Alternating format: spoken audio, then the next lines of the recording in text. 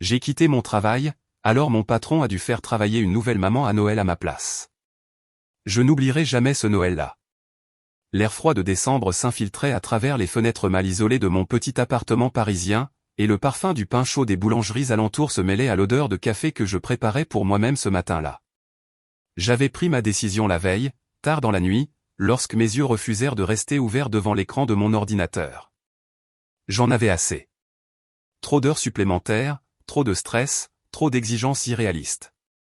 Alors j'avais quitté mon travail. Le matin même, en marchant vers le bureau pour déposer ma lettre de démission, une étrange légèreté m'envahit. Chaque pas sur le trottoir gelé semblait me rapprocher d'une liberté que je n'avais jamais vraiment connue. Quand je suis arrivé, l'accueil de l'entreprise était désert.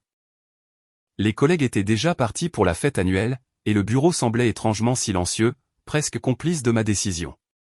Je déposai ma lettre sur le bureau de mon patron, un homme qui pensait que son autorité surpassait tout. Je ne l'ai pas attendu. Je suis parti, le cœur battant, sans me retourner. Ce soir-là, en rentrant, je me suis rendu compte que mon choix allait avoir des conséquences inattendues. Mon patron, pris au dépourvu, avait dû assigner à une nouvelle employée, une jeune maman fraîchement rentrée de son congé maternité, toutes les tâches que j'avais refusé d'accomplir.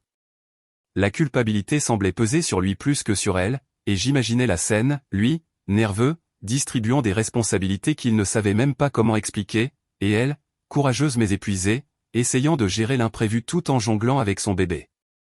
Je ne me suis jamais senti aussi libre. La soirée avançait, et j'errais dans les rues illuminées par les décorations de Noël. Les vitrines brillaient de mille feux, reflétant dans mes yeux un mélange de soulagement et d'excitation. Je pouvais enfin respirer sans contrainte, décider de mon temps, de mes priorités, et même de mes rêves. La ville semblait m'embrasser, m'encourager à redécouvrir chaque coin de Paris avec un regard neuf.